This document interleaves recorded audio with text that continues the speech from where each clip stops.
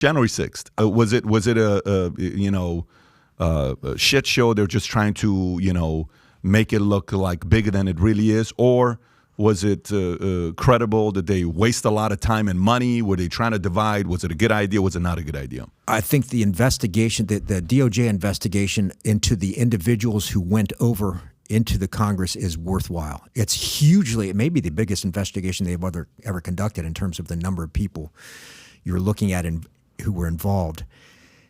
If you wrap in election denial, I think the political investigation is worth it, because the prospect that people will go into a future election and do the same thing, I think, is worrisome. I tend not to be sort of the sky is falling, but I would not want to encourage people to say it's now acceptable political rhetoric to say the election was stolen from me. And Mitch McConnell supporting legislation that sort of changes the game on this, I think, is an indicator there are people on both sides of the aisle a little bit worried about attitudes in America on elections, election denial. That's different from how culture dealt with it. I think it once again divided culture into saying we ought to immediately prosecute people in the White House.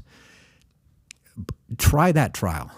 Can you show me consistently how all these people told somebody to go break a law and break a criminal statute? Or do you think that? I thought the coverage encouraged people to say this is the only thing that's important in America right now. It's important, but there's a lot of other things going on. It's not the top thing I worry about. Mm-hmm. So I thought some of the investigative work was valuable, especially in terms of not only holding people accountable, but looking forward and saying, how do we change laws to ensure that election denial isn't part of the American political culture? In terms of cultural coverage, I'm like, this is like, whoa, this is overwhelming. Too much. Okay, how about the two impeachments? I thought, I'm going to say this again, I thought the investigation that Robert Mueller conducted was serious and worthwhile. As someone who did foreign policy for a lifetime, suggesting that it's okay to encourage foreign powers, Russia or others, to inject information into an American election, that needs to be investigated. People who attacked Mueller for not filing charges, including people that I knew at the FBI who were on Mueller's team. Mueller was the most straightforward, the best leader I ever saw in government. He looked at this and said, again, you got to look at both sides of this argument. I'm not sure that we should or can prosecute these cases. So worth investigating, but I thought Mueller's decision was entirely defensible. In terms of coverage, man, again, we made it the only thing people talked about in the midst of serious conversations we should be having about why our educational standards are modest in this country.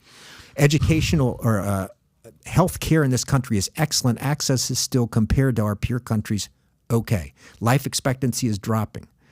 Things like obesity and diabetes.